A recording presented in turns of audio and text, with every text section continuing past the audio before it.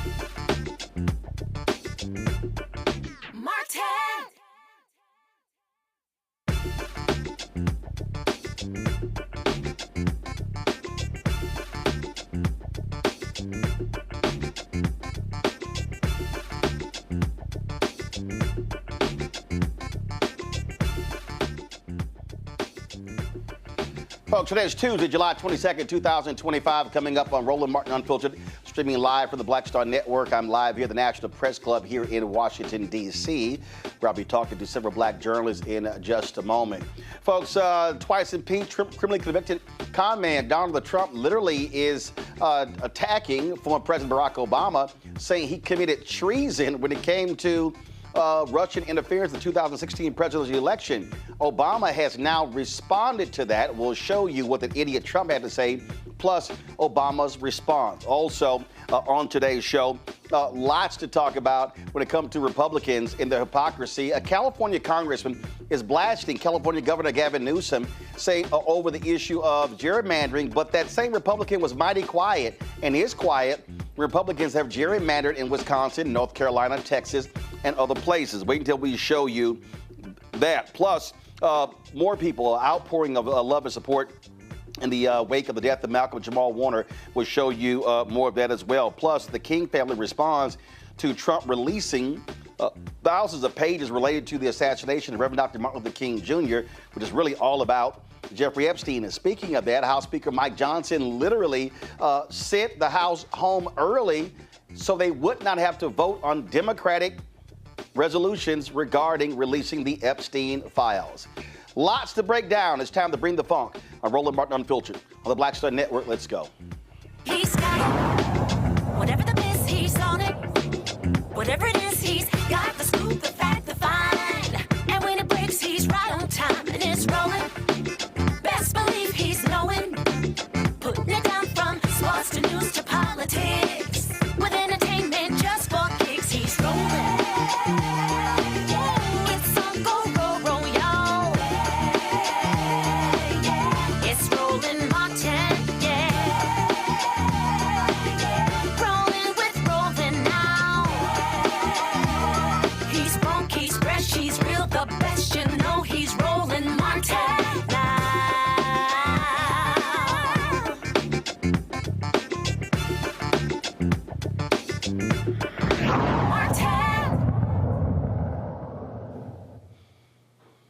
Folks, an idiot was talking in the Oval Office today, and that is Donald Trump. He literally attacked former President Barack Obama, saying he committed treason as related to the Russian interference in the 2016 presidential election. Now, Tulsi Gabbard, who leads the Office of Director of Intelligence, whatever the hell her title is, she issued this so-called explosive report detailing how it was all made up. That's a lie. Her report is literally a lie. The Republicans released their own report. Then Senator Marco Rubio, Trump's Secretary of State, was on that committee when they released the same report. Well, listen to what this fool Trump said today. After what they did to me, and whether it's right or wrong, it's time to go after people. Obama's been caught directly. So people say, oh, you know, a group. It's not a group. It's Obama. His orders are on the paper. The papers are signed. The papers came right out of their office. They sent everything to be highly classified. Well, the highly classified's been released. And what they did in 2016 and in 2020 is very criminal. It's criminal at the highest level. So that's really the things you should be talking about. I know nothing about the other, but I think it's appropriate that they do go. May I ask you about that, Mr. President? Tulsi Gabbard has submitted a criminal referral to the Department of Justice. From your perspective, Who should the DOJ target as part of their investigation? What specific figures in the Obama administration? Well, based on what I read, and I read pretty much what you read, it would be President Obama. He started it. And Biden was there with him, and Comey was there, and Clapper, the whole group was there. Brennan, they were all there in a room. Right here, this was the room. This is much more beautiful than it was then, but that's okay. I have nice pictures up that came out of the vaults.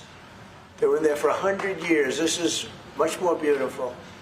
We have the Declaration of Independence now in the room, which wasn't here. I guess people didn't feel too good about putting it here, but I do. But you know what? If you look at those papers, they have them stone cold, and it was President Obama. It wasn't lots of people all over the place. It was them too. But the leader of the gang was President Obama, Barack Hussein Obama. Have you heard of him? And except for the fact that he gets shielded by the press for his entire life, that's the one they... Look, he's guilty. It's not a question. You know, I like to say, let's give it time. It's there. He's guilty. This was treason. This was every word you can think of. They tried to steal the election. They tried to obfuscate the election. They did things that nobody's ever even imagined, even in other countries. Guys, that's an idiot. That's literally an idiot you saw talking. To sit here and say that he committed treason, that's just dumb. Okay, but let's just be real clear. They are desperately trying to deflect from Jeffrey Epstein. They can't stand the fact that the right has been going bonkers over this. So what does Trump do? He comes out, oh my God, it's all Obama, and they did this to me, and oh, I'm such a victim. It's more the same crap over and over and over again, and it's total BS. I'll bring my panel. Dr. Mustafa Santiago Ali, former senior advisor for environmental justice at the EPA out of D.C. Dr. Avis Jones-DeWeaver, author of How Exceptional Black Women Lead, Unlocking the Secrets to Creating Phenomenal Success in Career and Life, co-founder and editor-in-chief of Max Black's Media. Michael Brown, former chair of the DNC Finance Committee out of D.C. Glad to have all three of y'all here.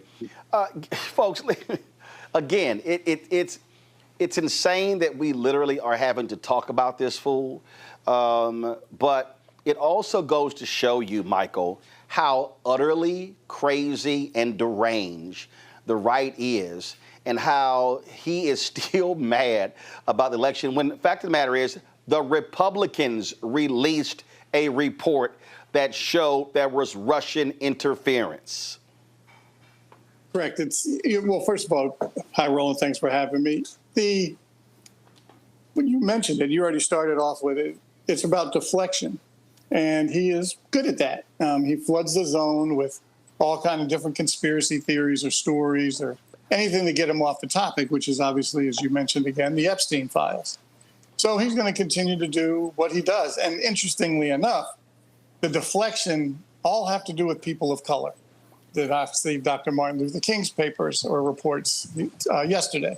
Now he's accusing Obama of something. So of nonsense, by the way. But nonetheless, this is what he does. He's going to continue to do it. Even his own base is revolting because they're furious that they lied about, oh, there's so much here. We'll release it when we're back in the White House. They haven't done it. So I know it's they like to say promises made. But from my standpoint, it's promises made, promises broken. We still have wars going all across the world. Prices of food have not gone down like he promised. So now it's just another thing, and this will continue. It is laughable having to listen to this fool, Avis, to watch this fool in the Oval Office. And you got the president of the Philippines sitting right there, and he's looking like a dumbass embarrassing the country. Yeah, well, you know, if there's one thing we can count on him being able to do, it's to look like a dumbass and embarrass the country. That he's a savant when it comes to that. I will say with this specific deflection, absolutely, that's exactly what it is. I do find it funny, though, that he is focusing once again on Barack Obama. I guess he's thinking, okay, I know who my base is. They may not like me right now, but damn it, they're racist. Okay. A whole bunch of them are racist. And I want to sort of point them in the direction of Barack Hussein Obama, because we know that they hate him. Okay, he's going to try it. He's going to try it. The sad situation, though, is, you know, there are crazies out there. And, you know, this is the type of thing that increases the likelihood of attempts at violence. But once again, he doesn't care. He doesn't care who he puts in harm's way. He doesn't care how many lies he has to make up. He will do whatever he can do to deflect from the fact that he himself is a sexual predator, and he was associated with a sexual predator, and he wants to be able to have his base somehow no longer pay attention to the fact that he spent years talking about when he gets in office, he's going to release the Epstein list, which he now claims doesn't exist. And so until he makes that makes sense to his own base, I think it's going to be hard for him to be able to wrangle away from this bind that he's gotten himself in. I don't care how many black people he throws up as a distraction to try to get them to turn on the black guy instead of paying attention to what he's done. Yeah, I mean, it's hilarious, Mustafa. I mean, they think this is going to happen. That's how desperate they are. And they literally think that this is going to do the trick, and it's not. Sorry, your guy's an idiot, and he was the one palling around with Epstein, not anybody else. It was Trump, and they can't stand that, and he's mad the story won't go away. So he's like, let's see, Obama, treason, bring the Redskins back. I mean, he's trying everything. Hey, man, you were the one who was kicking it with Epstein and the young girls. Yeah, without a doubt. You know, first of all, put some respect on Obama's name, because he at least was an honorable man. He's not a perfect man, but, you know, compared between him and Trump, you know, even people who don't like President Obama, who might be on the right side of the equation, can see the difference that exists there. Right now, everybody knows that Trump is crazy as a bed bug, to quote my auntie when she describes people who just do stupid stuff and say stupid stuff just for attention.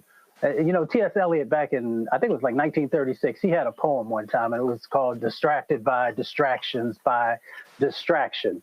And what he meant by that is that individuals who don't want you to see their mess, who don't want you to see all the negative things that they've done, will continue to try to distract you and take attention away from the things that they've done. So that's exactly what's going on in this moment. He is trying to distract folks. He's having a difficult time because the issues that are in front of him are very serious. When you talk about someone being a pedophile, when you talk about someone sex trafficking, you know, most people in this country find that abhorrent, and they also want to know who was on the list. So no matter what he does, no matter what he throws up against the wall and expects to stick, even blame it on the black guy, which has always been part of their playbook, it's not going to work this time, because people want to know who was on the list and who's still walking around out there who hurt young girls and women. Absolutely. We're going to go to a break. We come back. Wait till I show y'all what House Speaker Mike Johnson did. They are so scared to death of this issue that Johnson said, you know what, I'm just going to send y'all home early for the summer break, because we don't want to vote on the Democrats' amendments about releasing the Epstein files. That's how deathly afraid they are of this issue. You're watching Roland Martin Unfiltered right here on the Black Star Network. On the next A Balanced Life with me, Dr. Jackie, we're talking about leveling up, or to put it another way, living your very best life. How to take a bold step forward that'll rock your world. Leveling up is different for everybody. You know, I think we fall into this trap, which often gets us stuck, because we're looking at someone else's level up journey, what leveling up means to them. For some, it might be a business venture. For some, it might be a relationship situation, but it's different for everybody. It's all a part of A Balanced Life. That's next on Black Star Network. On the next Get Wealthy with me, Deborah Owens, America's Wealth Coach, Black Americans have 1/10 the wealth of their white counterparts. But how did we get here? It's a huge gap. Well, that's why we need to know the history and what we need to do to turn our income into wealth. Financial author and journalist Rodney Brooks joins us to tell us exactly what we need to do to achieve financial success. You can't talk about why we are, as Black people, where we are, unless you talk about how we got here. Bridging the Gap and Getting Wealthy, only on Black Star Network. This is Essence Atkins. It's the Love King of R&B, Raheem Devon. It's me, Sherry Shepherd, and you know what you're watching. You're watching Roland Martin, Unfiltered.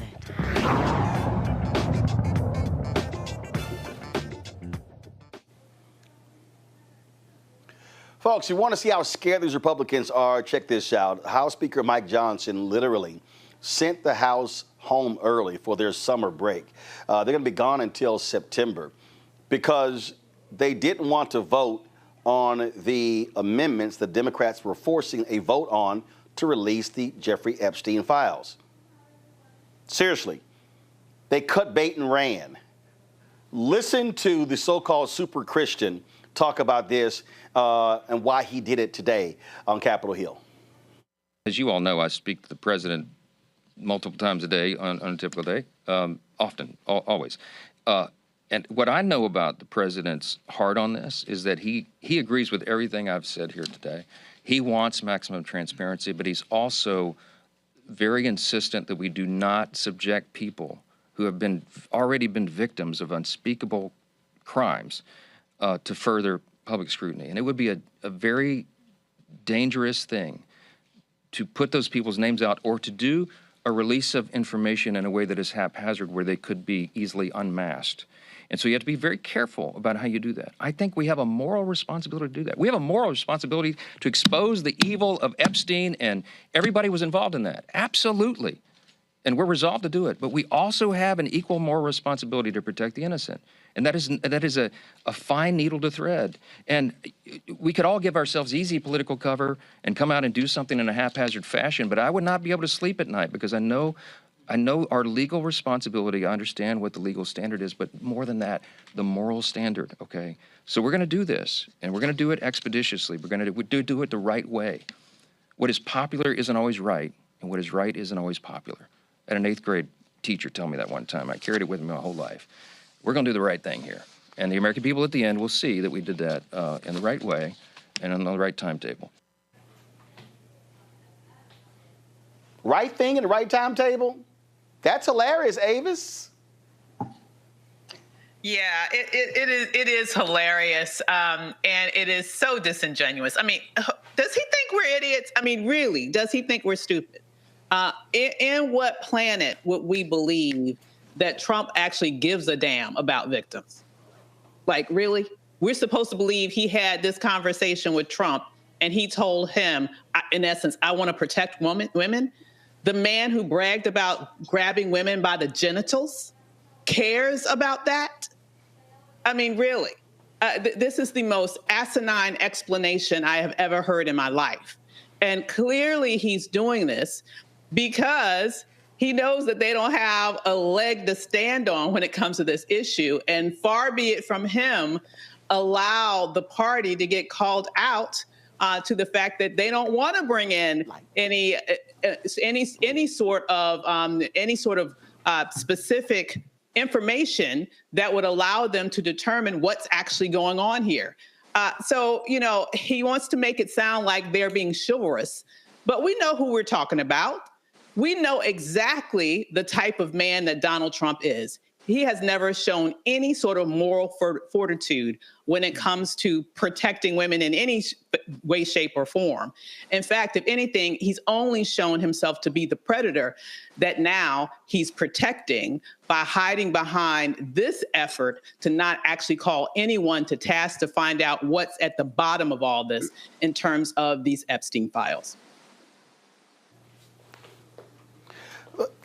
So here's what I find to be just hilarious about all of this, Mustafa, is, again, the super Christian himself, Mike Johnson. His, oh, you know, I don't like this. But they're just scared.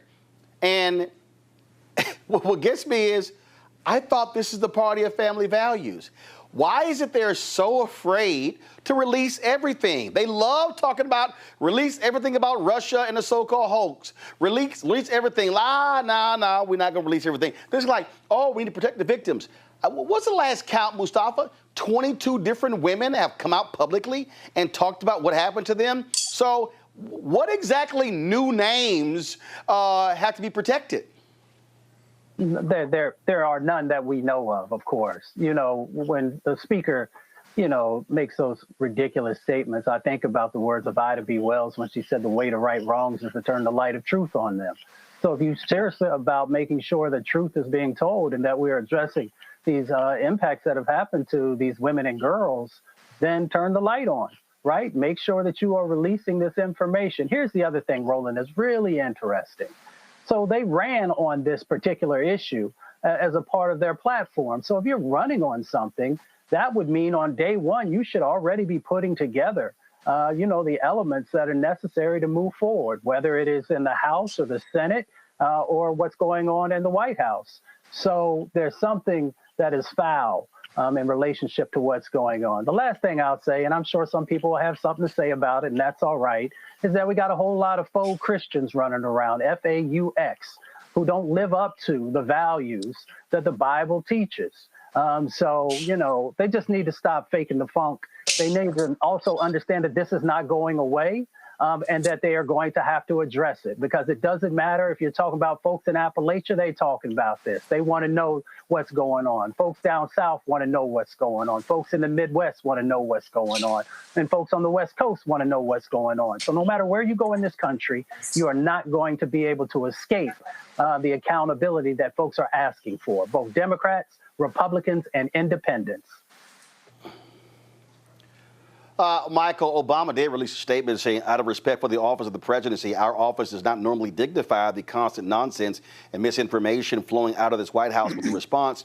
But these claims are outrageous enough to merit one. These bizarre allegations are ridiculous in a weak attempt at distraction. Well, Michael, here's what Democrats should do. This is how, okay, so they come back in September, introduce amendments again.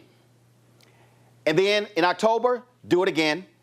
In November and December, in January and February, I would completely shut the House down. I would say ain't nothing moving until we vote on these amendments, to piss Mike Johnson off, to piss all the Republicans off every single month. Because, see, I just believe the same thing in the Senate. After Cory Booker and all of them walked out of the Judiciary Committee, they're going to push through the nomination of Emil Bove. And you know what I say do? Okay, that's what y'all want to do? Not a problem. Guess what we're going to do? We're going to shut everything down. Democrats do not get ahead, to me, if they play nice. This is where you go hardcore and you hit them with everything. Agreed completely. As you and I have talked about on several occasions, kind of sick and tired of bringing a knife to a gunfight. And these folks need to be dealt with accordingly. And the good thing about these particular amendments that may come out, or the discharge petitions on the Epstein files, is that they do have Republican support. That's really why Speaker Johnson, I don't even know why we call him Speaker, because the Congress has completely stepped backwards with their responsibility. But Mr. Johnson knows that there are Republicans in those numbers. Because if he knew he had the numbers, he would have put it up and it would fail. And he would say, see, we put it up and the American people clearly didn't want it. It's because of those Republicans that are, and they're strong. Congressman Massey is not moving. I think he may even be a co-sponsor of the discharge petition. So Mr. Johnson is doing what he's being told to do from 1600 Pennsylvania Avenue. And frankly, that's how he's led the House. He's always had challenges with his numbers. We know the margins are thin, but nonetheless, he still does. And because everyone, when Elon Musk, I think we've all forgotten, he started all this. Now, clearly, for years it's been out there, but he really brought it back to the forefront. And now I think some of those chickens are coming home to roost. They started with all these conspiracy theories. They ran on it, as Mustafa said, and now all of a sudden, their base, their constituents are like, okay, now let us see. The problem is we don't know where, who may be involved in some of those documents. That's what they're protecting. That's who Mr. Johnson's protecting. And we'll have to see what happens, obviously, after Labor Day. Absolutely. All right, folks, hold tight 1 second. And we come back. We're going to talk about several different things. One, more folks paying tribute to Malcolm Jamal Warner. We'll talk to a couple of actors who knew him well up next. Also, a California Republican is just mad and upset that California Governor Gavin Newsom says that he may gerrymander seats in California. I'm sorry, did I hear the Republicans say anything when Republicans did it in North Carolina, in Wisconsin, in Texas, and other states? I don't think so. Y'all know I got a couple things to say about that. Folks, you're watching Roland Martin Unfiltered on the Black Star Network. Support the work that we do. Join our Bring the Funk fan club. Your support is critical to our success. If you want to contribute to us via Cash App, do so via the Stripe QR code. You see it right here on the screen. Click the Cash App Pay button to contribute. Text and money order. Make it payable to Roland Martin Unfiltered, P.O. Box 57196, Washington, D.C. 2003 7-0196. PayPal is R Martin Unfiltered, Venmo RM Unfiltered, Zelle, Roland at RolandSMartin.com, Roland at RolandMartinUnfiltered.com. We'll be right back.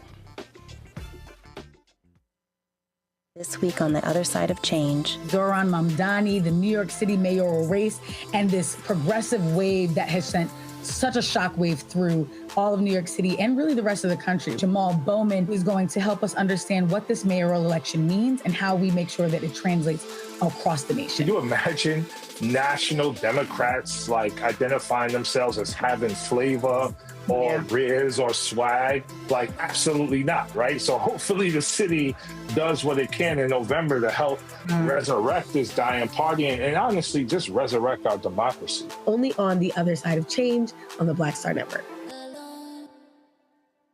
Farquhar, executive producer, Proud Family. You're watching Roland Martin Unfiltered.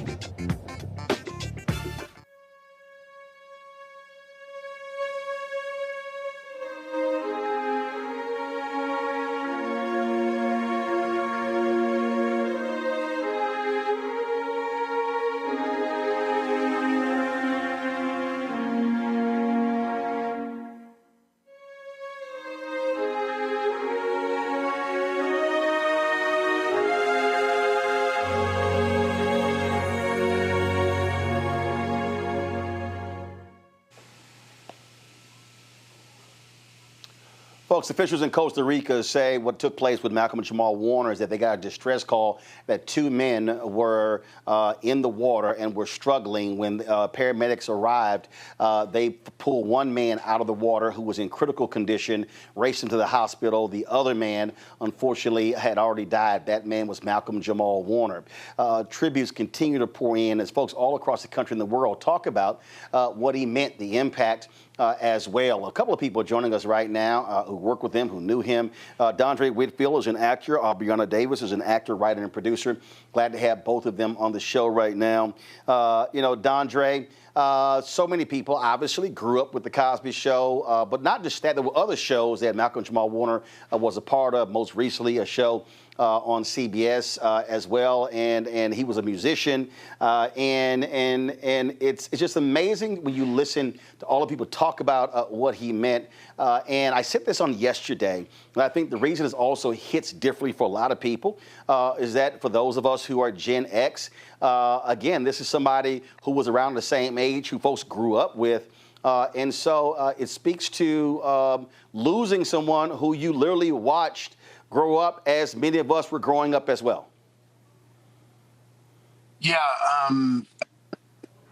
it's still hard for me to even fathom that this has happened, and I guess it sort of bolsters this theory that the good ones go too soon. Malcolm was a great brother and friend. Cosby Show was the first job I ever had. And so that show, those people became like a bonus family to me.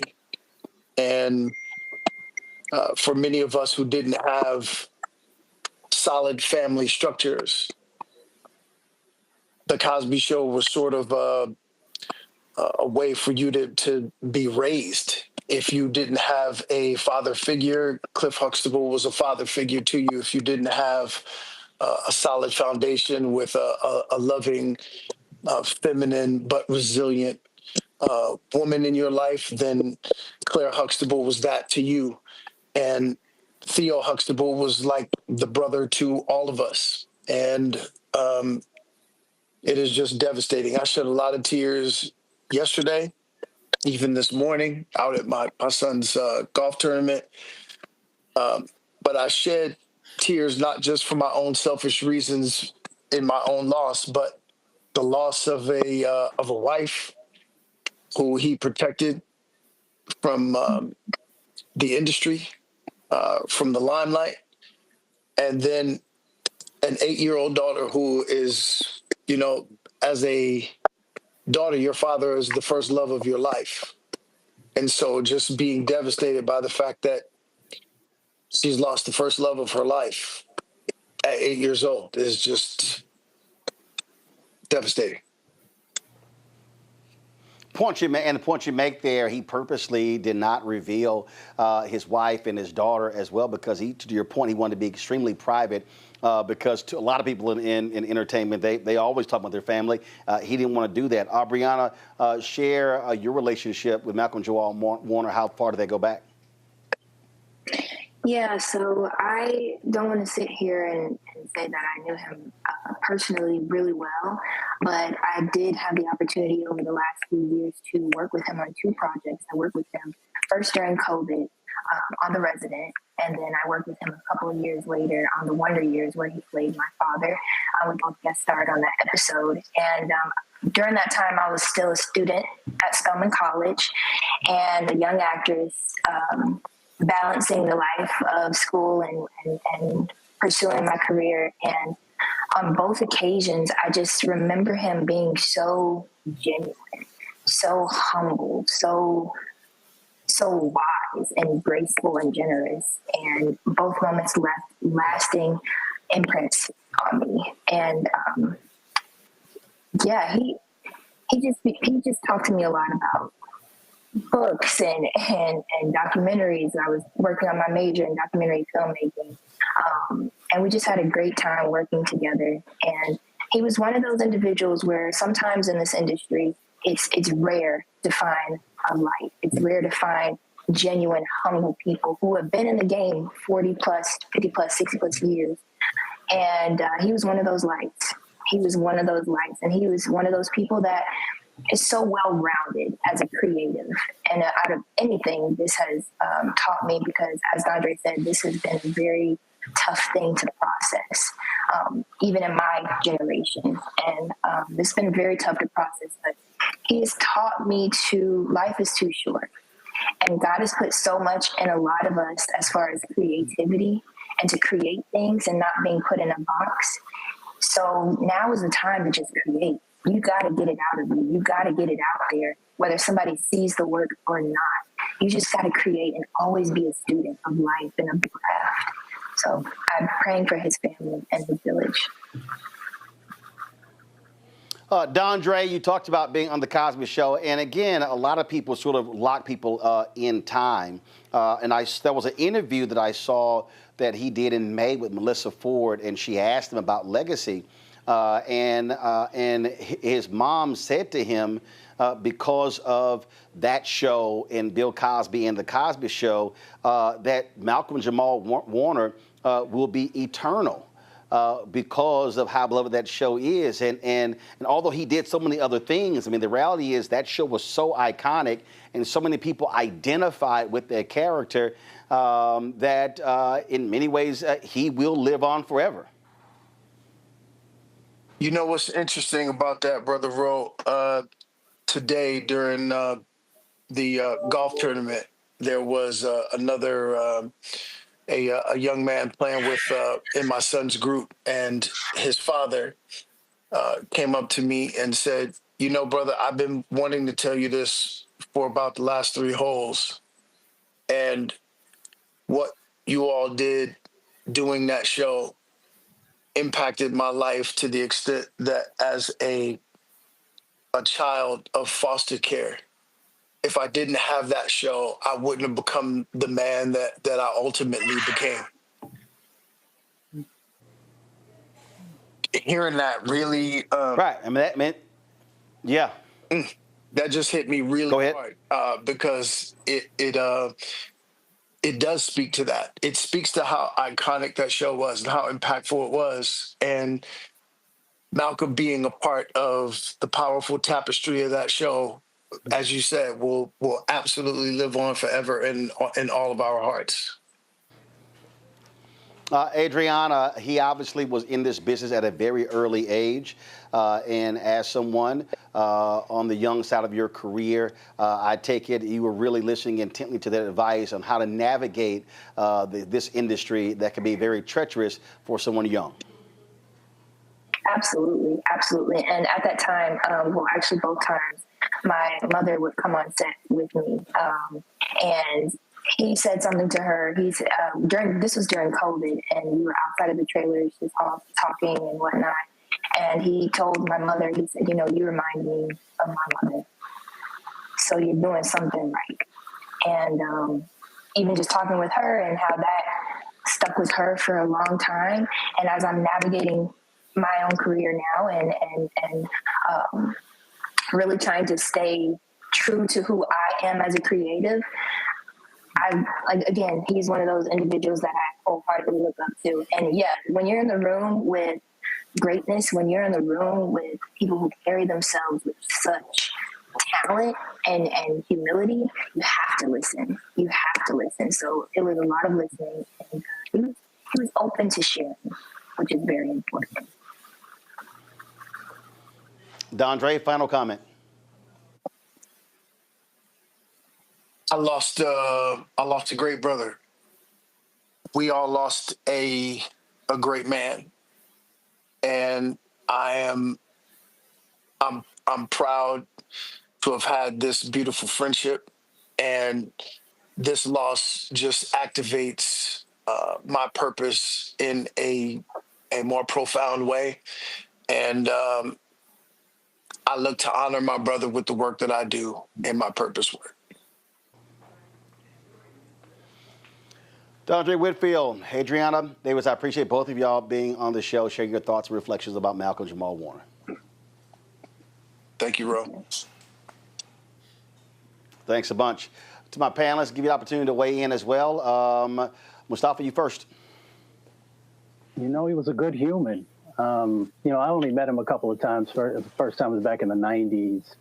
And he just had a maturity about himself. And watching him over the years care about, students and young people and HBCUs and people's health, and being willing to, utilize his platform to stand up in all those issues says a lot about who he was. And I think if any of us can leave this planet and people say you are a good human, then you did something right. Avis? Exactly right. I echo everything that Mustafa said. In addition to that, I would just say he was someone who carried himself with pride. He was someone who shared our culture and our history with the world, not only via his acting, but also via his own artistry in terms of his poetry, his music. He was a Renaissance man, a modern day Renaissance man who cared about people, who was someone we can all be proud of, who was a loving human being. I know that his daughter and wife, I just feel such deep sorrow for them.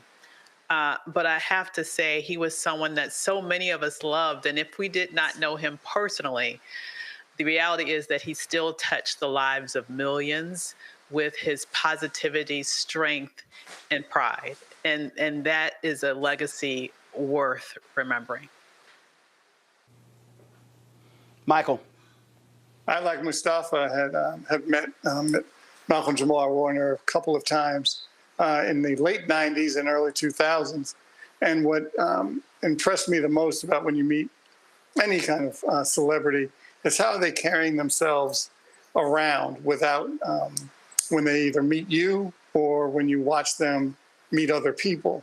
And he was just like, just regular old person, no pretenses with him. Seemed like a nice guy. Obviously, I didn't know him. Just met him a couple times. But his work was outstanding. I mean, for our age group, he was kind of the black, Greg Brady and Peter Brady for us. And so the Huxtables were obviously a big part of our growing up, and Theo was a huge part of it. So thoughts and prayers to his family. He will obviously be missed. Folks, Malcolm Jamal Warner hosted a podcast with Candace Kelly. You often see her on this show providing legal analysis. It's called Not All Hood. She was supposed to join us, but they're actually working on a special. It's going to air on Friday. It's called Malcolm Left the Mic On. They say, want to hear your voice. It says, as we gather in community to reflect, share, and speak on the impact Malcolm had in our lives, whether you knew him personally or felt connected through his work, your story matters. Join the conversation. We're holding a space to honor the light he carried and the legacy he leaves behind. Let's remember together. That's going to be a live virtual event taking place Friday from 7 to 9 p.m. Eastern. So we certainly look forward to that. Folks, going to go to a break. We come back. We're going to chat with some black female journalists here at the National Press Club about the future of media. We're going to also talk about gerrymandering in California. Wait till I show you what this Republican said. But it's amazing how he's been so quiet about Republican gerrymandering all across the country. You're watching Roland Martin Unfiltered right here on the Black Star Network. On the next A Balanced Life with me, Dr. Jackie, we're talking about leveling up, or to put it another way, living your very best life. How to take a bold step forward that'll rock your world. Leveling up is different for everybody. I think we fall into this trap, which often gets us stuck because we're looking at someone else's level up journey, what leveling up means to them. For some, it might be a business venture. For some, it might be a relationship situation, but it's different for everybody. It's all a part of A Balanced Life. That's next on Black Star Network. This week on The Other Side of Change. Zohran Mamdani, the New York City mayoral race, and this progressive wave that has sent such a shockwave through all of New York City and really the rest of the country. Jamal Bowman is going to help us understand what this mayoral election means and how we make sure that it translates across the nation. Can you imagine national Democrats identifying themselves as having flavor or riz or swag? Absolutely not, right? So hopefully the city does what it can in November to help resurrect this dying party and honestly just resurrect our democracy. Only on The Other Side of Change on the Black Star Network. On the next Get Wealthy with me, Deborah Owens, America's Wealth Coach, Black Americans have 1/10 the wealth of their white counterparts. But how did we get here? It's a huge gap. Well, that's why we need to know the history and what we need to do to turn our income into wealth. Financial author and journalist Rodney Brooks joins us to tell us exactly what we need to do to achieve financial success. You can't talk about why we are, as Black people, where we are, unless you talk about how we got here. Bridging the gap and getting wealthy, only on Black Star Network.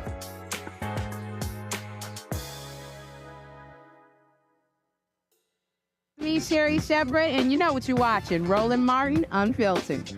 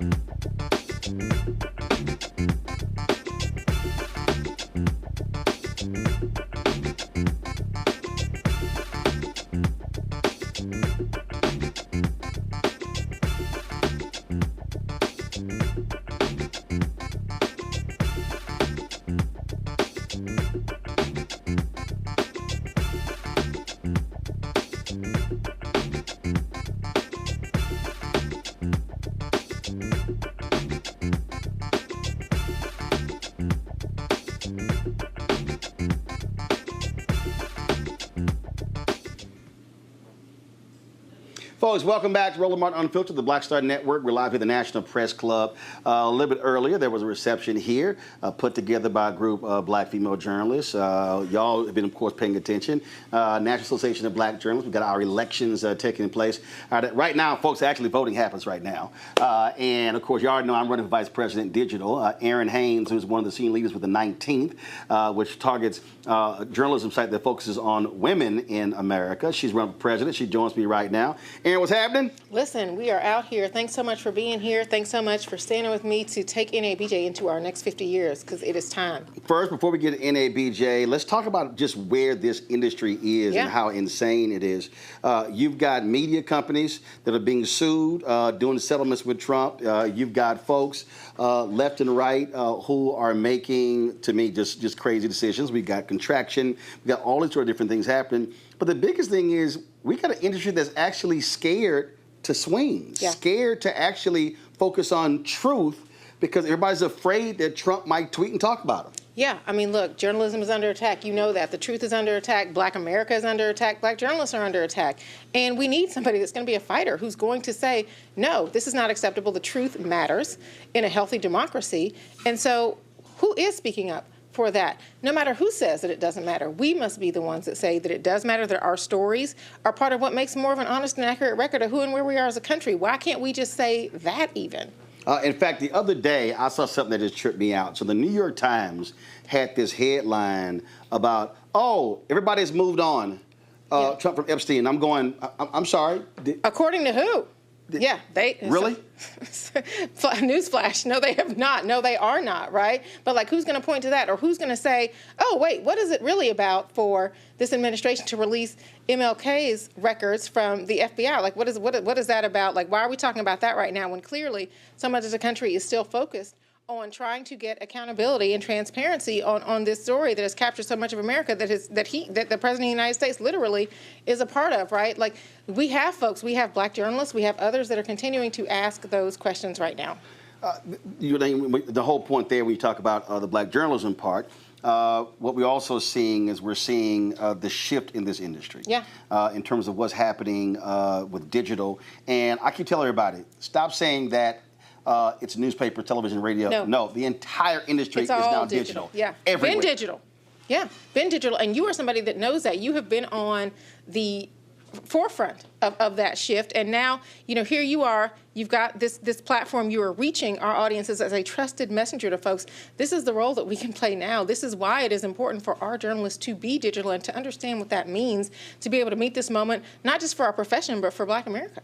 Talk about the 19th. For folks who have no idea what that is, talk about that. Thank you for asking. Listen, the 19th is a news platform that I helped start 5 years ago because we knew that the news industry was too male and too pale, and we needed to do this differently. So we start the 19th in 2020 to tell a different story around gender, politics, and power. Now, it's a nonprofit or for-profit? It is a nonprofit newsroom with a diverse funding model because we know we cannot be beholden to corporate, the corporations that we need to hold accountable and frankly, that have shown that they do not prioritize our audiences, women, people of color, LGBTQ plus people who have been historically marginalized in this democracy. Those are the people that we want to center. And so figuring out how we can create a sustainable model to really be able to tell their story, to tell a real story about who and where we are as a country, like that is why we started the 19th. Now, being on journalism side is one thing, but having to raise money is a whole different ballgame. Amen. Yeah. Listen, editor-at-large means I wear a lot of hats at the 19th. And so one of those, is making sure that we have the money to be a sustainable organization. The good news is the 19th has a story that we are able to tell and we are able to sell, right? A story that is compelling to people. I appreciate so many people. If you are somebody that's watching the show right now who's donated to the 19th, who supported us with your dollars, and we appreciate you.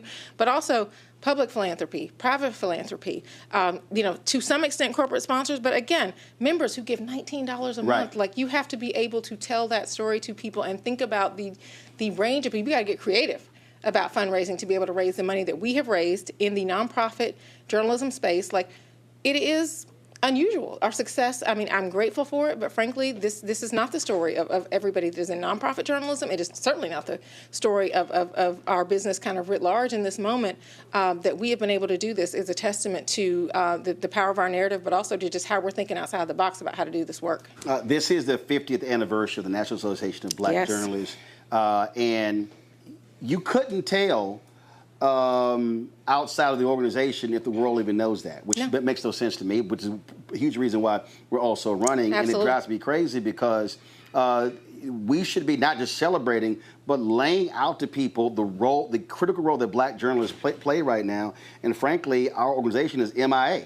Listen, this is not something that you should know about just because you and I are running, to be the next iteration of leadership in the organization, or something that people learn about because they've seen it on convention literature. Like, this is our 50th birthday, and we are also at a crossroads for our profession and for our people. Like, we have a story to tell right now. You could not have a better narrative going into our 50th birthday, right? The opportunity, but also the peril that we are facing as black journalists. We should be telling that story. We matter more than ever, and also we can be moving forward into our next 50 years in the bold, visionary spirit of those 44 founders that came together in 1975 and said, no, what is happening now is not acceptable. Our stories matter, our journalists matter, and we are going to say that loudly and boldly in this industry and in this country. Well, especially at a time when you see the attacks on DEI. Absolutely. Corporations are pulling back funds, and they know, hey, Trump's there 3.5 more years. We don't have to do any of this stuff, which means that black organizations have to be even more focused on what our agenda is. When I say black organizations, I mean NABJ, NAACP, Urban League, all across the board. In coalition, too, right? I mean, look, black advocacy organizations and folks who are being targeted with the attacks against diversity, equity, and inclusion, and let's call it what it is, right? Because this was something that folks were in favor of just a few years ago. Now they're turning away.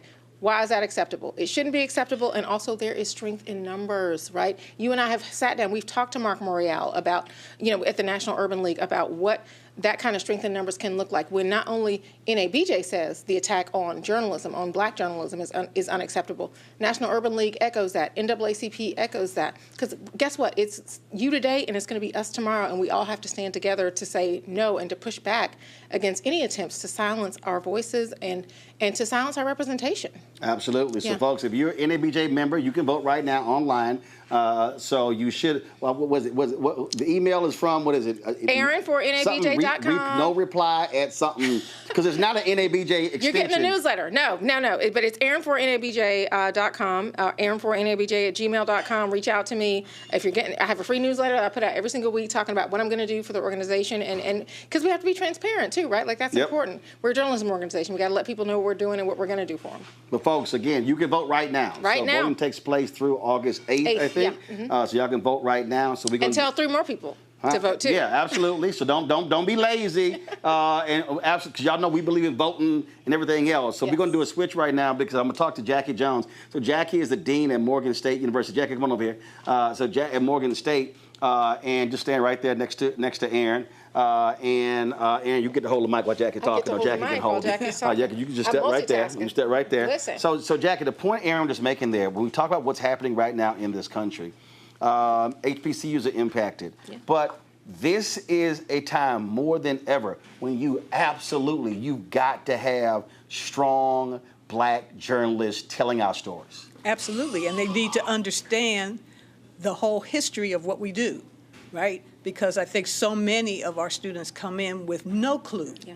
And they think, oh, I just want to stand in front of a camera. They even tell me now, this blew me away, I don't want to be a journalist, I want to be a storyteller. I said, what do you think we do? Right. Whose stories are we telling? But what that tells me, because words are important, and if they think that journalists don't tell stories, now we've got an even bigger problem than we think. And we have to get them to understand that that's how you get the information out, by telling the stories of people impacted by the things that happen to them.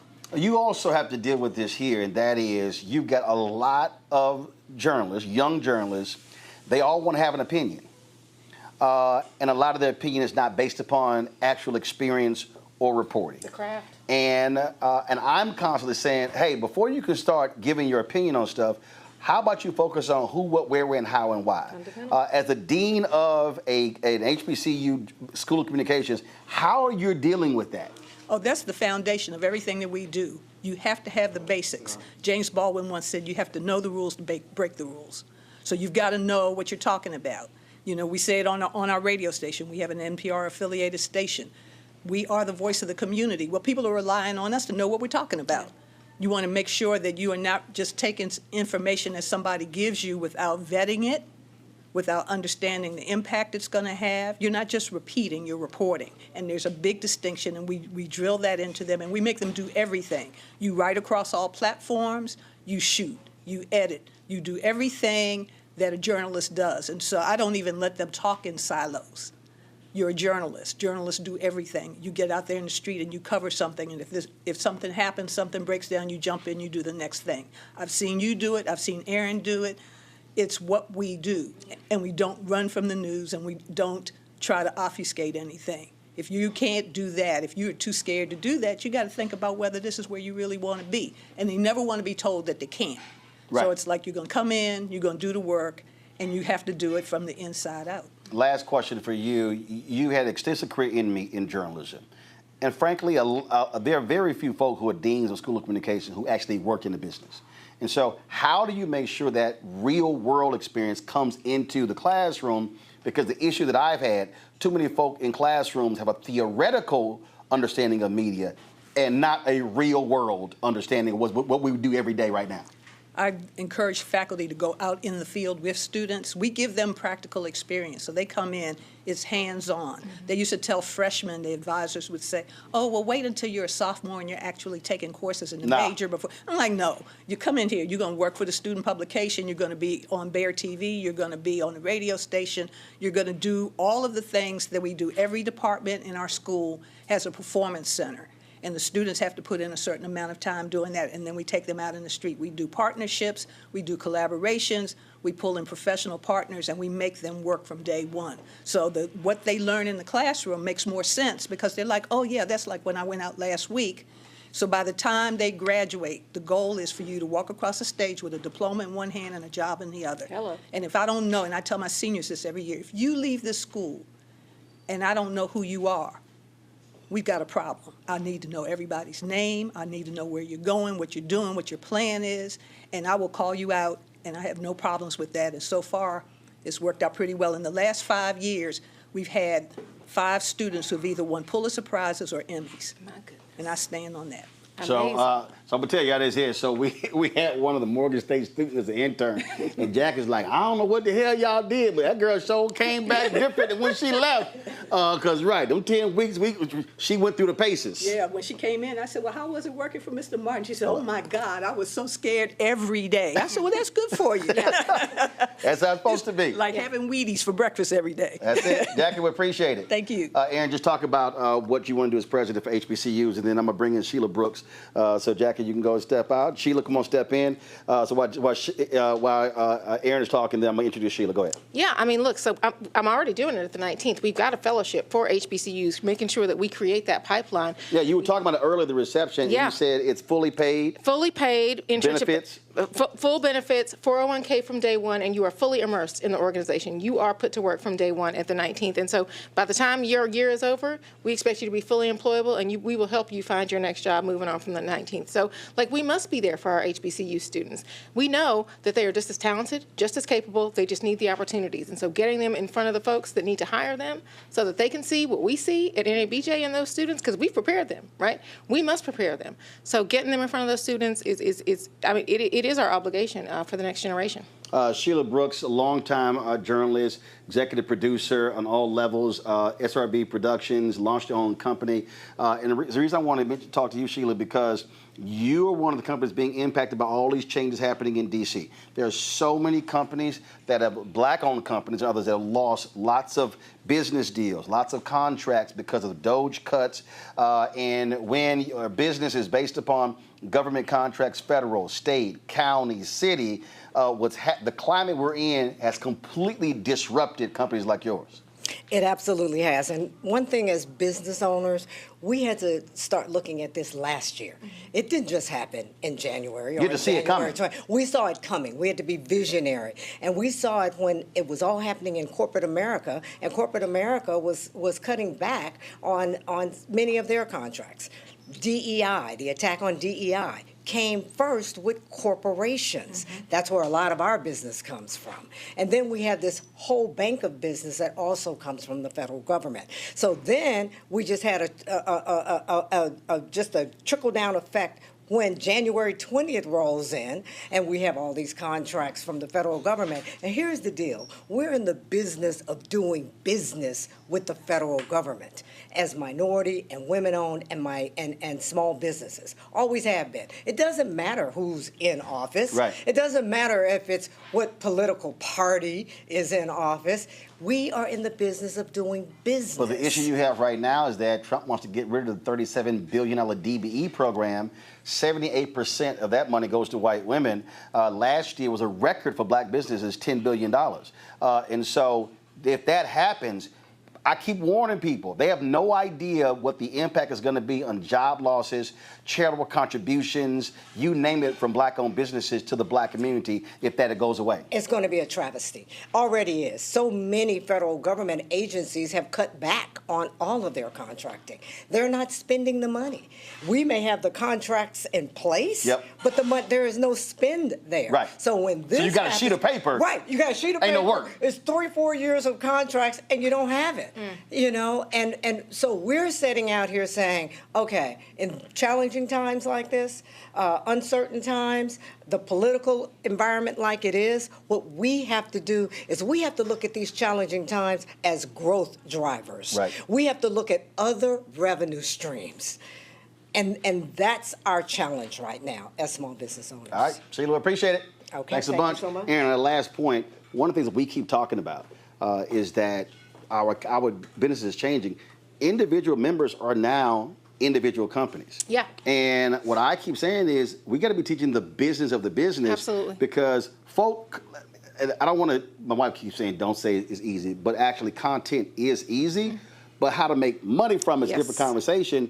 And a lot of our folks have no clue about business of the business. That's absolutely true. And that's been true. That was true for a long time. When I was a younger journalist, folks had the luxury of paying more attention to how to do this work instead of the business of the work, right? Listening to what Sheila was just saying, scenario planning. That's something we did at the 19th. Thinking about what might happen depending on what the climate is in this country. How will that affect our business? Right? Not just the journalism that we do, but our sustainability as an organization. We have to be thinking about that. We have to be spreading that mentality among our colleagues that you have got to be concerned about the business. And also, if you are somebody that says, because we know a lot of folks that want to make content, but they don't know how to monetize it. Nope. Like, how are you going to start having that conversation? Just because you want to do this doesn't mean you know how to make money doing it. Right. And just because you do it does not mean the money's going to come. Yep. Yeah. Just say, well, I'll just put it out there. No, that ain't how it works. That's not how it works. All right, so there's a lot of work. Again, if you are a black journalist or you're a member of NABJ, you can vote. Aaron's running for president. I'm running for VP Digital. And so we want y'all to make it happen because what we're talking about, I guarantee y'all have no idea. If you do not have black folks in mainstream newsrooms, what did I say last night? If you don't have black-owned media, then y'all have no idea how much stuff we stop from being published. Compared to, it was so many things that happened when I was at CNN that never got on the air because I was in that newsroom and I wouldn't let a lot of stuff get done that was not factually correct. Correct. And so people have no idea. And things we make happen because of the lens that we have and the perspective that we bring to this craft. Absolutely. Absolutely. Absolutely. Aaron, we appreciate it. I appreciate you. Thanks a bunch. Thank you. All right, folks, got to go to a break. We'll be right back. Roland Martin Unfiltered right here on the Black Star Network. Next on the Black Table with me, Greg Carr. We look at one of the most influential and prominent Black Americans of the 20th century. His work literally changed the world. Among other things, he played a major role in creating the United Nations. He was the first African American and first person of color to win the Nobel Peace Prize. And yet today, he is hardly a household name. We're talking, of course, about Ralph J. Bunche. A new book refers to him as the absolutely indispensable man. His lifelong interest and passion in racial justice, specifically in the form of colonialism. And he saw his work as an activist and advocate for the Black community here in the United States as just the other side of the coin of his work trying to roll back European empire in Africa. Author Cal Rostiala will join us to share his incredible story.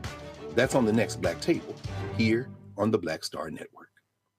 This week on The Other Side of Change. Zohran Mamdani, the New York City mayoral race, and this progressive wave that has sent such a shockwave through all of New York City and really the rest of the country. Jamal Bowman is going to help us understand what this mayoral election means and how we make sure that it translates across the nation. Can you imagine national Democrats like identifying themselves as having flavor or riz or swag? Like, absolutely not, right? So hopefully the city does what it can in November to help resurrect this dying party and honestly just resurrect our democracy. Only on the other side of change on the Black Star Network. On the next A Balanced Life with me, Dr. Jackie, we're talking about leveling up, or to put it another way, living your very best life. How to take a bold step forward that'll rock your world. Leveling up is different for everybody. You know, I think we fall into this trap, which often gets us stuck because we're looking at someone else's level up journey, what leveling up means to them. For some, it might be a business venture. For some, it might be a relationship situation, but it's different for everybody. It's all a part of A Balanced Life. That's next on Black Star Network. Hey, it's John Murray, the executive producer of the new Sherry Shepherd Talk Show. You're watching Roland Martin Unfiltered.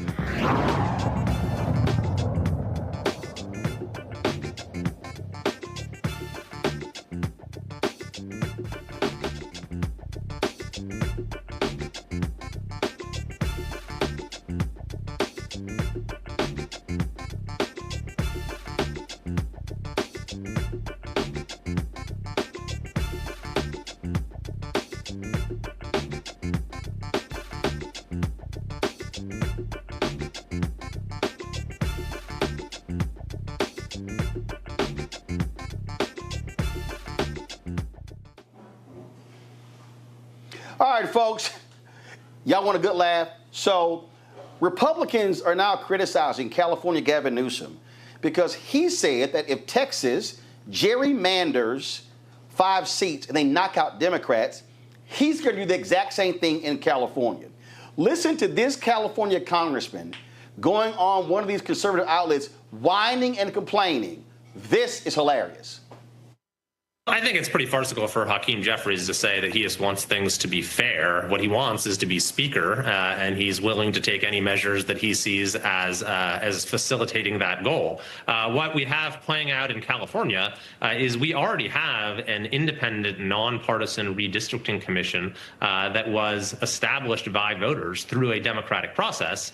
And now the governor of the state, Gavin Newsom, is talking about trying to override the will of voters and abolish that commission and replace its maps with those drawn by himself and the supermajority legislature. And what they're talking about, by the way, is trying to wipe out 6 of the 9 seats that Republicans currently have in Congress. So what would that mean? It would mean that California's congressional representation would be 3 Republicans and 49 Democrats. So we'd have fewer than 6% of the congressional seats, even though Republicans get over 40% of the vote in statewide elections. I'm not sure that sounds very fair to me, to use Leader Jeffries' term. Well, let's talk more about Hakeem Jeffries there, Congressman. He says what they're going to do is fair. What the GOP is going to do, especially in Texas, is only at the bidding of President Trump. Well, look, to be honest, I don't love what's going on in Texas either, but it is very different than what's happening in California, because California has an independent commission that has been set up by voters. And so for the governor to say that he's going to ignore that or try to override it or circumvent it, that is directly defying the will of California voters, who have said by an overwhelming majority that they want this process to be nonpartisan, that voters ought to pick politicians. It shouldn't be the other way around, with politicians picking their voters. But what's more, even if you look at the most aggressive plan that's being put forward in California, in Texas, that would still leave the Democrats with about 1/4 of the seats over there. Whereas what they're proposing in California is to reduce the representation of Republicans to 6% in a state that is already a one-party state, with the Democrats having a super-duper majority in the legislature, holding the governor's office and every other statewide office. So it would be eliminating any semblance whatsoever of checks and balances in our state. So, Congressman Kiley, what do you think will happen in your state of California? Do you think Governor Newsom will pull off, as you said, redistricting based on his map?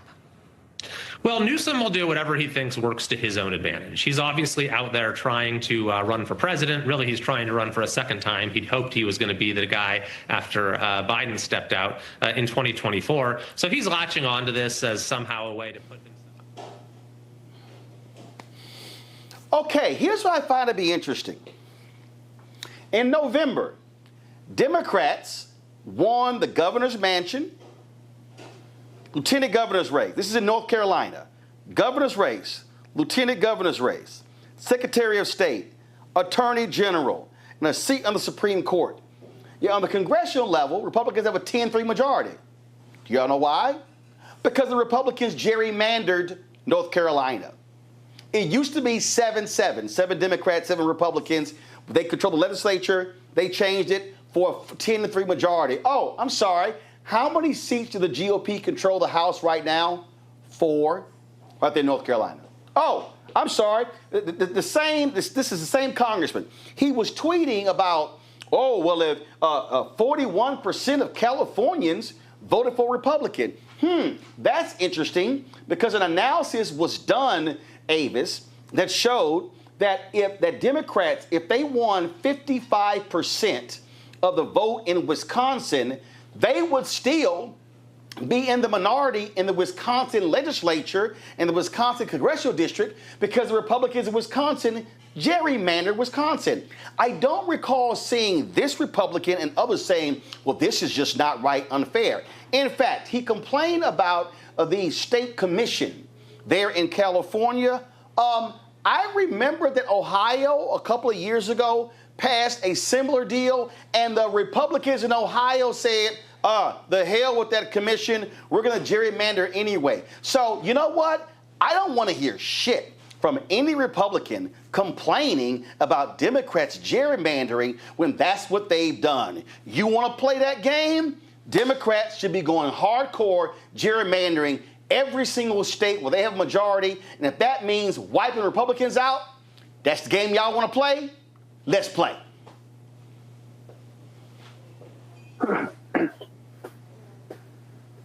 I agree. What's baffling to me is that it took so damn long. I mean, come on. This is something, particularly in the House, that has been going on in an egregious manner in several states to benefit the Republicans for years. And it's just another example about how the Democrats want to play by the rules and the Republicans just want to rule by any means necessary. And it's very, very rich. It's very, very rich to hear all of a sudden all of this angst by this Republican who is finally put in a position where he might have to take a little bit of the medicine that they've been doling out now for years in several different states across the nation. So I'm glad that Gavin Newsom is actually manning up and actually saying, I'm going to do something about this. And if other democratically controlled states started to get on the bandwagon and do this too, at least we could fight fire with fire. And the good thing is, honestly, in terms of fighting fire with fire, the blue states typically have larger populations. So if the Republicans want to play this game, go ahead and play this game, okay? And see how well it goes for you in the future. This is exactly what needs to happen if we want to start to be able to fight back against what we are seeing now with this tyrannical minority that is trying to create an autocratic state.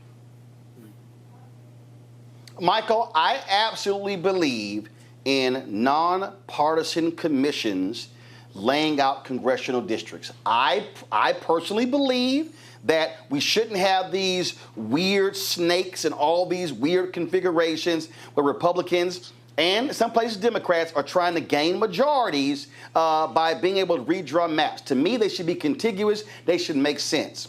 But this is very simple.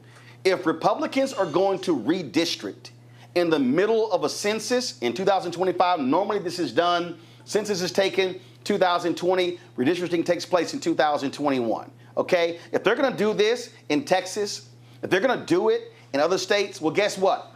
Illinois should do it. Michigan should do it. Maryland should do it. And listen, what Gavin Newsom is saying, okay, y'all want to go there? Not a problem. I can do it too. You going to pick up 5 in Texas? I'm going to pick up 7 or 8 in California. Let's go.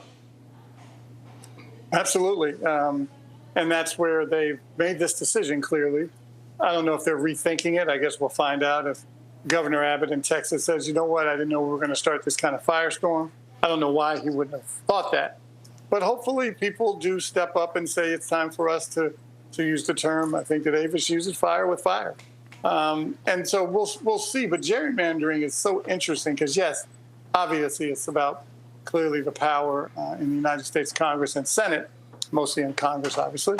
But some of those snake districts you were referring to were also to drive out black elected officials as well. Hence to split up black communities so the votes wouldn't go to people they chose to want to vote for or who they wanted to have represent them in Congress. So gerrymandering is obviously a political tool. The question is, hopefully the leadership in the Democratic Party will say, you know what? Okay, let's go. We have to do this by necessity. This isn't even an issue of, because as you know, we play sometimes, as I think Avis mentioned, by the rules. They've changed the rules. So since they've changed the rules, let's play it by the new rules. And the new rules are, let's go into the blue states and gerrymander some of these people out. And we'll see what happens. Hopefully, the leadership of the party will take that. Listen, Gavin Newsom has clearly aspirations. A lot of people, this is why they like him, because he steps up and wants to fight. A lot of people claim, I'm going to fight and I'll fight for this, that, and the other. But that doesn't mean you want to fight. Gavin Newsom wants to fight. Remember, he went on one-on-one with Sean Hannity with no fear. He debated Governor DeSantis. So he clearly wants this fight. I'm proud of him. I hope other people follow unless Texas backpedals. Mustafa, for me, is real simple. Again, if somebody said "nuck if you buck" in the chat, listen, Republicans, they believe in power. My greatest criticism of Democrats, if they've never understood the power game. And this is where you say, if that's how y'all want to roll, that's not a problem. But we're about to respond accordingly. You fire, we fire. The Supreme Court has already said they have no role when it comes to political gerrymandering, that is up to the state Supreme Courts. Guess what? Where you have an advantage, you do it. You take advantage of it. If they want to do it in Texas, you respond in California. If they do it in Ohio, and then you respond in Wisconsin. If they do it in North Carolina, you respond in Illinois. You say, to Avis's point, the most populous states in America are blue states. That's how you respond. Yeah, it's game recognized game. It's really that simple. If you got power, then you're going to use it. If you really want to make sure that this country heals and this country becomes more equitable and continues to grow, then we've got to change the dynamics that are going on. Michael laid it out. The gerrymandering, redistricting, all these different types of things, tools that people have used to disempower black folks, to hold on to power for themselves, to move resources into their communities and to leave them out of the communities that needed them the most, is all tied to these sets of actions. So as my grandmother says, you have power unless you give it away. I hope Democrats finally start to understand how this game actually is playing out in the 21st century. And I hope one day that we can get back to nonpartisan commissions, but we're not living in that moment right now. Folks, going to a quick break. We come back. We're going to talk about these corrupt sheriffs in Louisiana, and also Brett Hankison, the cop convicted in the shooting of Breonna Taylor. Judge sentences him to prison. Yeah, we're going to talk about that too. You're watching Roland Martin Unfiltered on the Black Star Network. This week on The Other Side of Change. Zohran Mamdani, the New York City mayoral race, and this progressive wave that has sent such a shockwave through all of New York City and really the rest of the country. Jamal Bowman is going to help us understand what this mayoral election means and how we make sure that it translates across the nation. Can you imagine national Democrats identifying themselves as having flavor or riz or swag? Absolutely not, right? So hopefully the city does what it can in November to help resurrect this dying party and honestly just resurrect our democracy. Only on The Other Side of Change on the Black Star Network. I am Tommy Davidson. I play Oscar on Proud Family, louder and prouder. Right now, I'm rolling with Roland Martin, unfiltered, uncut, unplugged, and undamn believable. You hear me? And it.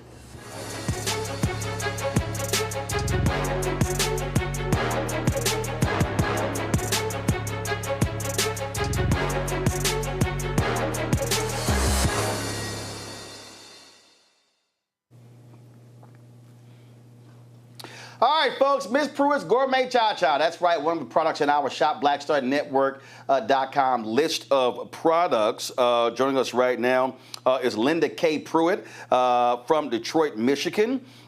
This is a product here, a sauce made entirely from vegetables, gluten-free, vegan-friendly, crafted in Detroit, passed down from generations. And so, how many generations? Where did this recipe start in your family lineage? Thank you so much for the invitation. So, Ma Pruitt, my mother-in-law, gave me the recipe and told me to go and tell the world about cha-cha.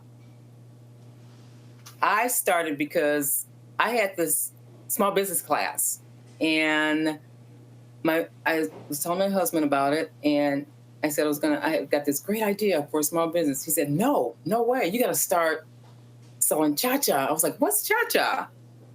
It's an authentic Southern cuisine. It's a relish condiment sauce. You got to talk to my mother about this cha-cha.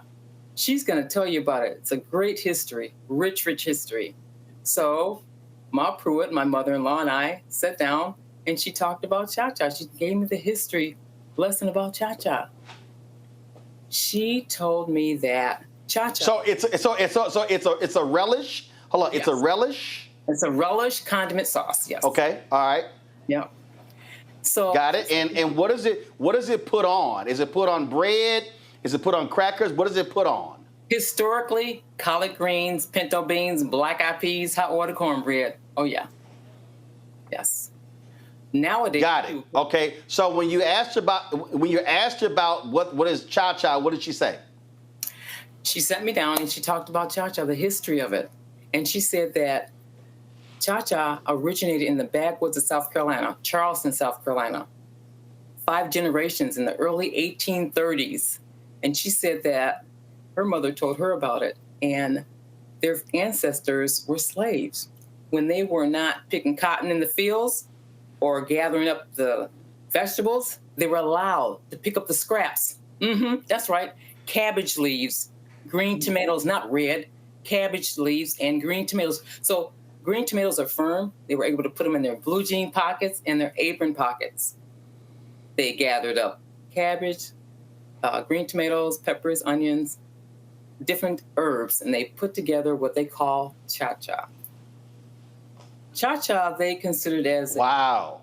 Yeah, it was very labor intense. They chopped up really small chunks of all vegetables, and they fermented the product as well, the cha-cha as well. All right, questions for my panel. Let's see here. Mustafa, Avis, we know Michael, he don't cook nothing, so we ain't gonna start with him. Well, we know Avis don't cook either, so let's go to Mustafa first. Hey, good. All right, well, anyway, shout out to the D. Appreciate you being here with us. Quick question. So, a lot of folks are now focusing on healthier lifestyles and healthier diets. Can you talk a little bit about your product and how it helps us? Cha-cha is plant-based. It's all vegetables, gluten-free, keto-friendly, and it's very natural in that it has no preservatives, none at all. There's no yellow dye, number 5 dye in it at all. It's made with apple cider vinegar, and it's pickling spice, and it's very natural, all plant-based, unlike others, that have chemicals. Mrs. Pruitt's Gourmet Cha-Cha does not. All right, Avis. Okay, so now that Roland has called me out as being a non-cooker, okay, but I do eat, okay, and I love. You know I ain't lying, Avis. You know you don't cook. I have a very limited repertoire. Okay, that's what I say. I cook, but a very limited repertoire. That said, I do love soul food. And so I love to eat. And soul food is my favorite cuisine. So I have never heard of cha-cha. However, I do know that I think some of the best chefs in the world are based in South Carolina. So can you tell me a little bit more about just how is cha-cha something that is very particular to South Carolinian soul food cuisine, or is this something that can be found all over the South? So Ma Pruitt told me, when she told me about cha-cha, she said that it originated in where she's from, South Carolina, but cha-cha is always known as an authentic Southern classic cuisine. And she said that it was not only Southern, but when they migrated from the South to the North, they bought all their vegetables and ingredients to the North. Cha-cha as they came back, to the North. Ooh. So it is a Southern cuisine, a Southern classic cuisine. And when I was doing my research, I did not find a whole lot of information about cha-cha. And so I kept doing more and more research, and I learned so much about cha-cha from Ma Pruitt. Because there's very little information out there about it. Michael. Thank you, Roland, for your incorrect introduction. I can burn for your information, but maybe one day I shall do that for you. My question is... Man, Michael, don't nobody believe you can cook. Go on ahead. You probably a microwave king. My question is, my sister-in-law is a vegan and cooks very well. She tries to make it as flavorful as possible. As a carnivore, how can she attract me more to some of her cuisine? What are some of your tips for her to attract, I guess, people like me? She's done cauliflower steaks, which she seasons up. She gives me a steak knife. So how else can she satisfy the carnivores of the world? Oh, I'm so glad you asked me that question, because cha-cha is plant-based, and vegans love cha-cha. It really enhances the flavor in tofu, any kind of vegetables. I love it on a veggie burger, and any kind of soups, salads. It really enhances the flavor of whatever they're eating as a snack, meal. It's amazing in terms of enhancing the flavor. Oh yeah, for sure. And I know you'll mention it. How do we get your products? Where are they? Yeah, online. Michael, we got that. Michael, we got that. Okay, Michael. You get one question, Michael. That's it. We know you can't cook, but you get one question. All right, y'all. If y'all want to get Miss Pruitt's Gourmet Cha-Cha, go to shopblackstarnetwork.com. You see the product right there. It's among the other products that are on our news desk. But if you go to our website, shopblackstarnetwork.com, you can get the products with the other Black-owned products that we have on there. Linda K. Pruitt, we certainly appreciate it. Thank you so very much. And I look forward to testing this out when I get back in the studio. Thanks so much for the invitation. Thank you. Appreciate it. Thanks a bunch. All right, folks, quick break, final two stories, and then we're out. Back on Roland Martin Unfiltered in a moment. Next on the Black Table with me, Greg Carr, we look at one of the most influential and prominent Black Americans of the 20th century. His work literally changed the world. Among other things, he played a major role in creating the United Nations. He was the first African American and first person of color to win the Nobel Peace Prize. And yet today, he is hardly a household name. We're talking, of course, about Ralph J. Bunche. A new book refers to him as the absolutely indispensable man. His lifelong interest and passion in racial justice, specifically in the form of colonialism. And he saw his work as an activist and advocate for the Black community here in the United States as just the other side of the coin of his work trying to roll back European empire in Africa. Author Cal Rostiala will join us to share his incredible story. That's on the next Black Table here on the Black Star Network. What's up, y'all? This is Wendell Haskins, a.k.a. Win Hogan at the Original T Golf Classic. And you know I watch Roland Martin Unfiltered.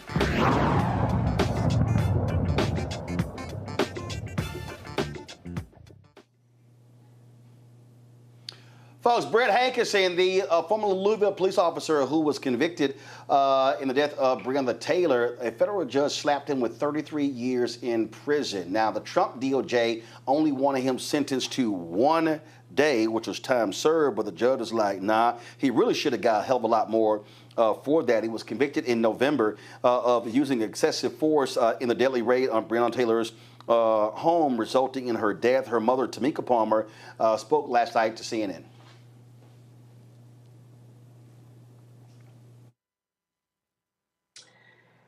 It wasn't justice, but I got essentially what I started out for, which was jail time. So it's a start. When you heard the prosecution say 1 day, what went through your mind? I couldn't understand why he was there. I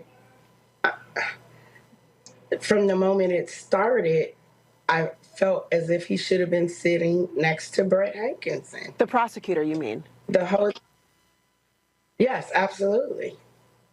Is that what you meant? Because there was a moment you said, I'm sorry, there was a moment you said something like outside the courthouse, there was no prosecution for us. Is that what you meant? You didn't have an advocate? Absolutely. That's exactly what I meant. He advocated for Brett the whole time. Like, there was no advocacy for the family, for any of the victims. It was him literally there to make sure Brett got the least amount of time as possible. Did the prosecution ever speak with you or meet with you leading up to today's sentencing? No, he didn't know who I was when he even came over to address us. Really? No, I've never spoke with him. Like I said, he came over to speak with us. He didn't know who I was. That's a damn shame, Avis. The bottom line is the Trump Department of Justice, they don't give a damn about victims. They are there to protect cops.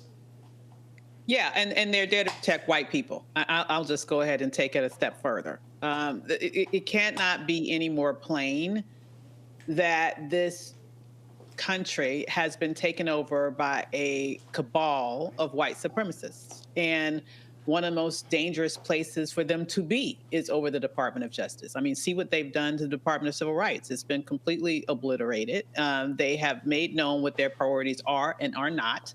And this is exactly what happens as a result of this. And what's really heartbreaking is that we shouldn't have to be here at all.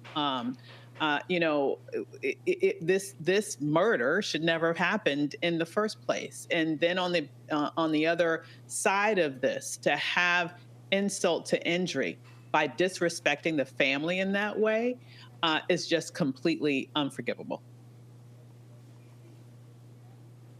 Mustafa.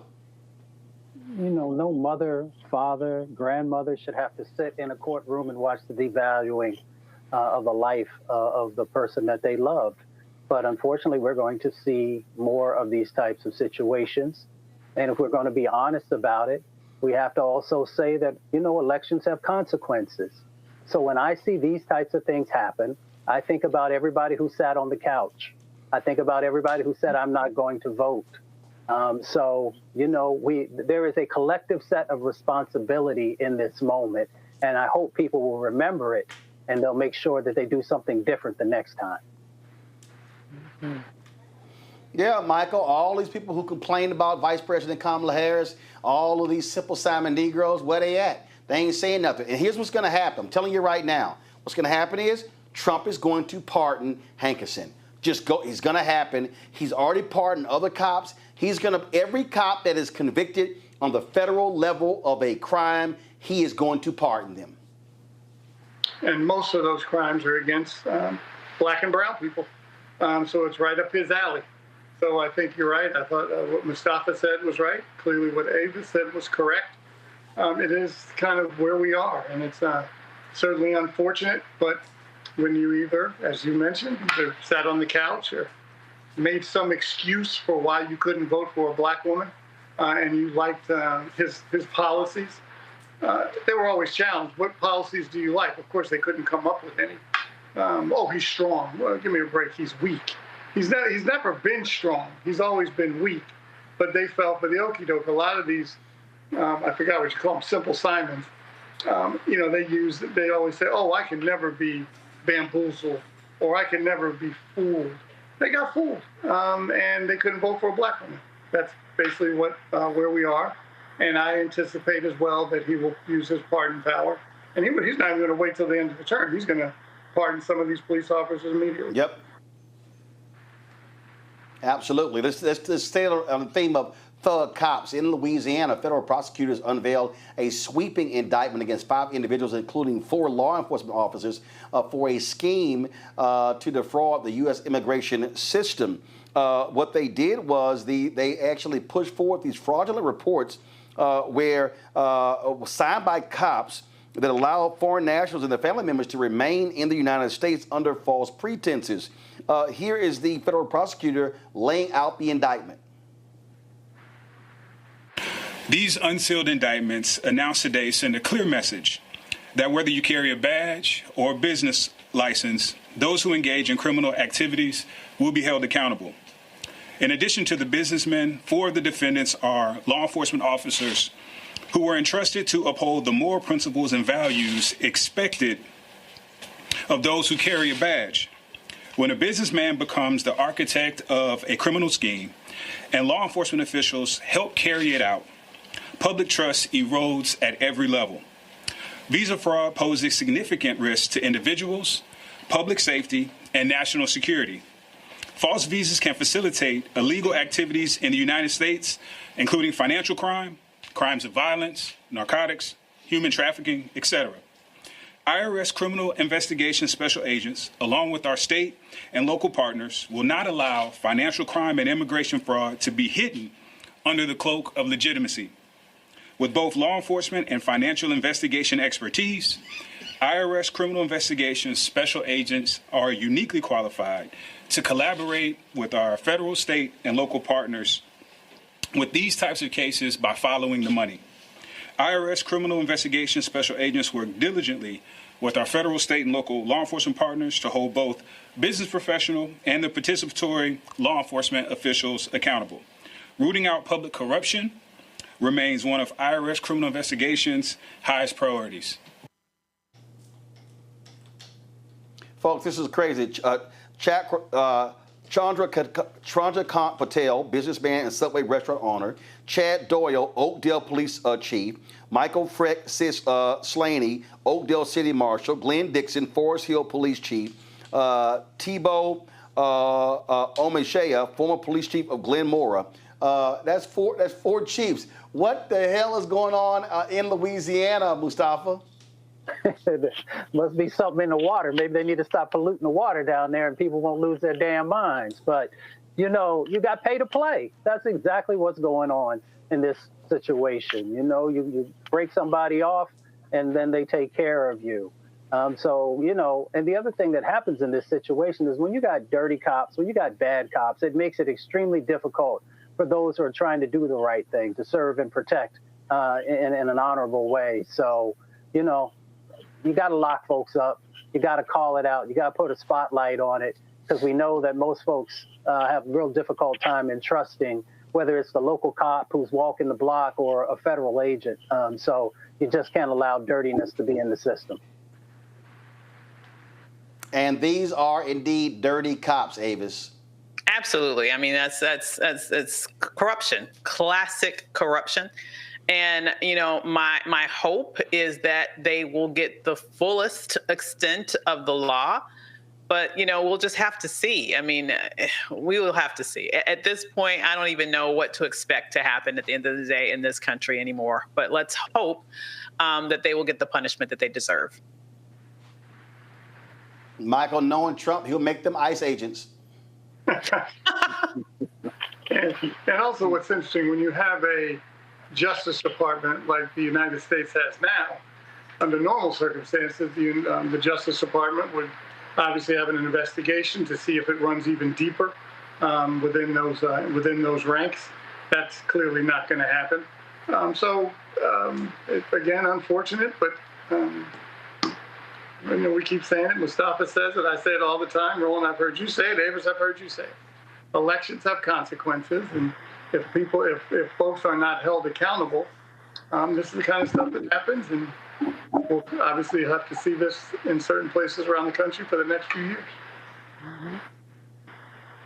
Absolutely. Folks, our last story will stay in Louisiana. Another shoe has dropped in the hazing death of 23-year-old Caleb McCray. Southern University has expelled the Omega Psi Phi fraternity chapter from their campus. Remember, Caleb Wilson, he was, first of all, I'm sorry, Caleb Wilson. Caleb Wilson was the 20-year-old young man who died after being hazed. The university's Division of Student Affairs found the chapter responsible for violating the student code of conduct. As a consequence of the investigation, the chapter has been removed from the list of recognized student organizations on campus. All fraternity privileges have been revoked, and the chapter is required to remove any physical markers such as benches, monuments, and plots from the grounds of Southern University. 23-year-old Caleb McCray has been charged with criminal hazing and manslaughter in connection with Wilson's death. And Omega Psi Phi had already moved and removed those individuals involved in hazing as members of the organization. And so, look, when I was at the Alpha Convention last week, I had several brothers stop me and said, hey, man, we appreciate your comments when it comes to hazing. And I said, I don't care what it is. I said, I'll call out any fraternity, whether it's mine or others, because the reality is we should not be sending young brothers and sisters home in body bags because folks haze. And Mustafa, you're an Alpha. Avis, you're an AKA. Michael, you are an Omega. And the reality is, listen, all of our organizations must take a hard stance. And anybody who is a member, whether you are a undergrad or you're a grad chapter, if you're hazing, I'm sorry, I want your punk ass out of the organization because it's all unacceptable. I'll start with Mustafa first, Avis, then Michael. Mustafa, go. It's real simple for me. If you love black people, you're not going to brutalize them. If you love black people, love black people. Absolutely. Avis? Yeah, absolutely. And I would just add, and what's particularly disturbing to me about this case, and oftentimes when this happens, is from someone who's not even at the damn campus anymore. Listen, it just frustrates me that you have grown-ass men out here who apparently have nothing better to do than to come and beat up young boys in college. That's a problem. And I hope that he finds, that his family finds justice with the person who did this to the fullest extent of the law, because in addition to the whole hazing aspect, that in and of itself, to me, is particularly egregious. Michael, obviously, thoughts to the family, and just plain wrong. It's just wrong and unfortunate.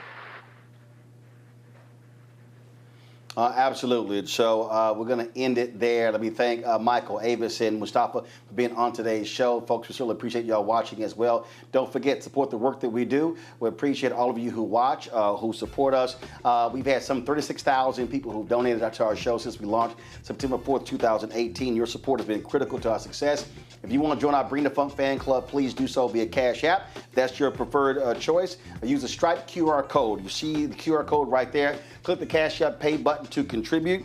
You can also use that QR code for credit card transactions as well. If you want to send your check and money order, make it payable to Roland Martin Unfiltered. That supports all the shows on the Black Star Network. That was the first bank account we set up, so that's why we do it that way. Of course, make it payable to P.O. Box 57196, Washington, D.C. 20037-0196. PayPal is R Martin Unfiltered, Venmo RM Unfiltered, Zelle, Roland at RolandSMartin.com, Roland at RolandMartinUnfiltered.com. Download the Black Star Network app, Apple phone, Android phone, Apple TV, Android TV, Roku, Amazon Fire TV, Xbox One, Samsung Smart TV. Of course, get my book, White Fear, How the Browning of America is Making White Folks Lose Their Minds, available at bookstores nationwide.